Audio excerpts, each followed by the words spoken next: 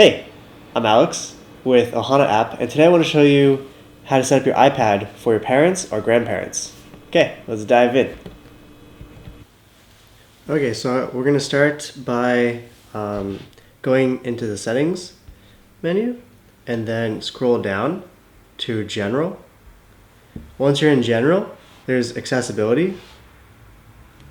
Click on accessibility, and then we're going to do some of the more obvious changes. So accessibility will allow us to make larger text. So you can do accessibility sizes, or you can just change the text to the largest font size. I've found that largest font size is good enough.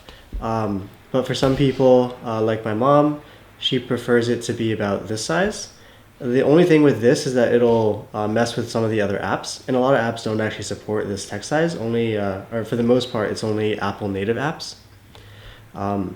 So you can play around with this and work and show it to the elderly person.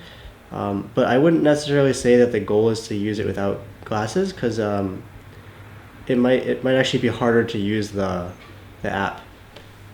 So I normally actually keep larger accessibility sizes off and just do the maximum size available. So this way things will still look pretty normal. And they'll still need glasses. Of course, you have that option if you need it. Bold text is also a good option. I normally leave it off because it forces you to restart the iPad, but it is an option available. Button shapes, I'm not too sure what button shapes does, but it's an option. Reduce transparency, this one is pretty good. So if I take it off, you can see that when I go into the control panel, you can see that there's this transparency layer and there's not as much contrast. However, when I turn this on, you can see that there is a lot more contrast. They gray this out. It's way more obvious what's happening. So I recommend that one, and I recommend on-off label. So that's what the line and the dot means. So definitely recommend that as well. And then if we go into, there's a lot of these other features, but it depends on what they're doing with the iPad. So if they're just going to use native apps, or they're going to be reading things, then you can certainly turn on the magnifier. It's a little bit cumbersome to use, and at least what I've seen is people will accidentally trigger it and then not know how to get out of it. So it's kind of a double-edged sword.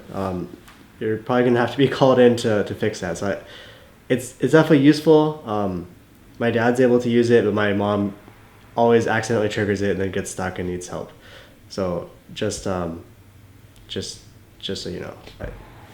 Okay, so another one is that I recommend is touch accommodation. So for my grandparents, we found that they're a bit shaky.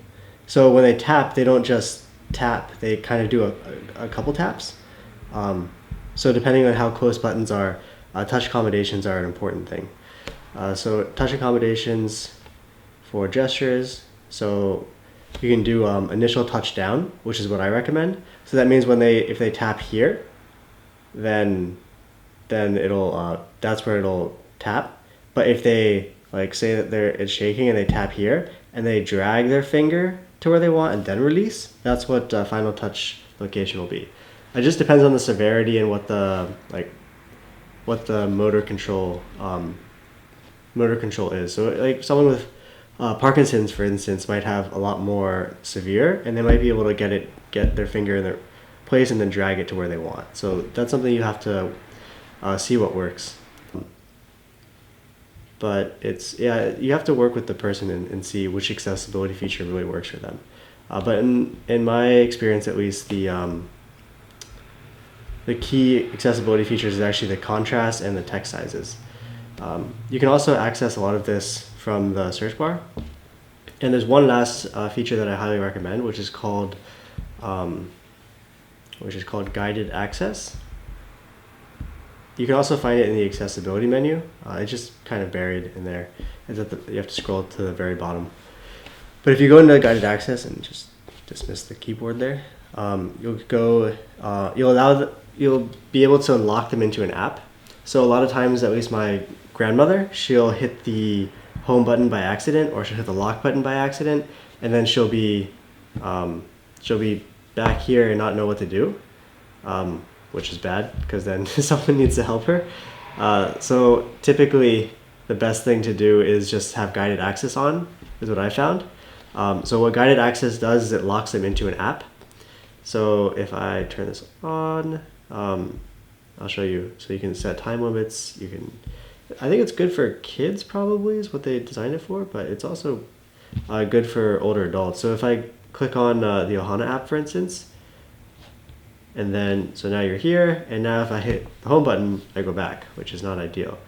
But if I triple click the home button, so 1, 2, 3, so now I can turn on guided access. So I click on guided access, and then I have options down here. So these options allow me to enable and disable specific buttons. So touch is enabled, keyboards are, I don't think, they don't have to necessarily be enabled for this. Sleep wake button is deactivated, very important.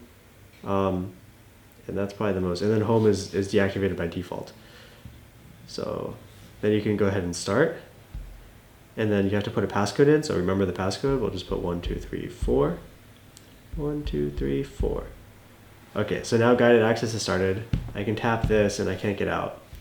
If you actually want to get out, then you have to triple tap, and then disable the guided access, and then put your passcode in.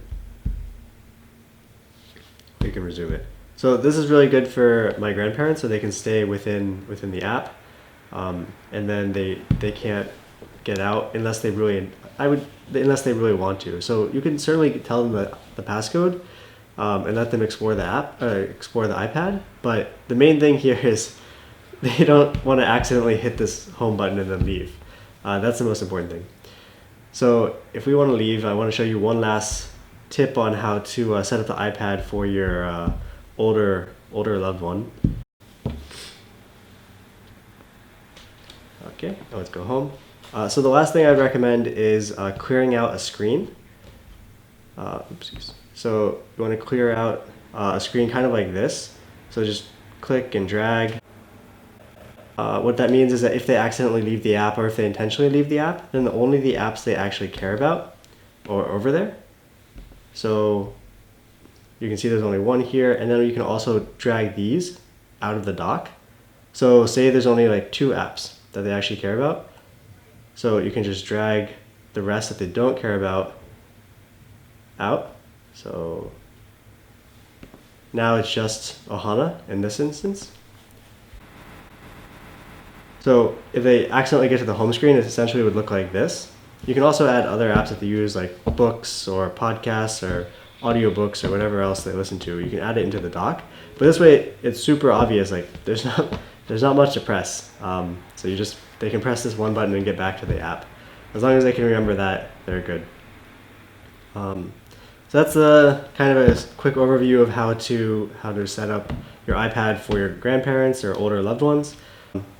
Feel free to let me know if there's any other things that you wish I had mentioned or that you'd like me to go over.